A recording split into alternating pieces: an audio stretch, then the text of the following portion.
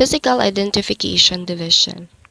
The Physical Identification Division of the Philippine National Police Crime Laboratory is responsible for the scientific examination of physical evidence recovered from crime scenes.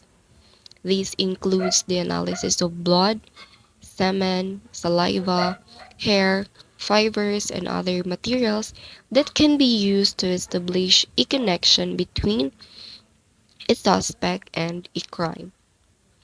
The division also examined firearms, bullet casings, and other ballistics evidence, as well as fingerprints, footprints, tire tracks, and other forms of impression evidence. The goal of physical division identification is to scientifically link physical evidence to a suspect or suspects in order to build a strong case that can be presented in court.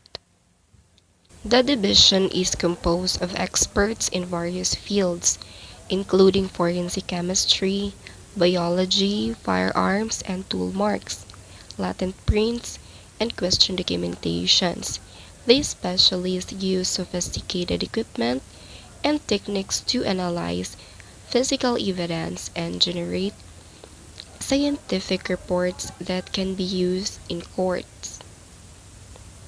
This division also responsible for maintaining a database of fingerprints and other biometric data of individuals who have been arrested or convicted of crime. This database helps law enforcement agencies to identify suspects and solve crimes. The Physical Identification Division works closely with other units of the Philippine National Police Crime Laboratory, as well as with investigative agencies such as the National Bureau of Investigation (NBI) and the Philippine Drug Enforcement Agency (PDEA). The division's work is crucial in helping to solve crimes and bring perpetrators to justice. By using scientific evidence, the division helps to establish a strong chain of evidence, which is necessary for successful prosecution. Overall, the Physical Identification Division plays a vital role in the Philippine criminal justice system by providing objective, scientific analysis of physical evidence that can help solve crimes and ensure that justice is served. Physical Identification Division rules and its functions. The Physical Identification Division of the PNP Crime Laboratory plays a critical role in the criminal justice system of the Philippines. Its functions are geared towards providing accurate and reliable information about physical evidence gathered from crime scenes. The Physical Identification Division follows a set of rules that ensure the integrity of the evidence gathering process and uphold the rights of the accused. The continuous improvement and development of the Physical Identification Division is necessary for the provision of efficient and effective service to the community. As such, the Physical Identification Division should continue to be supported and developed to enhance its functions and services to the people.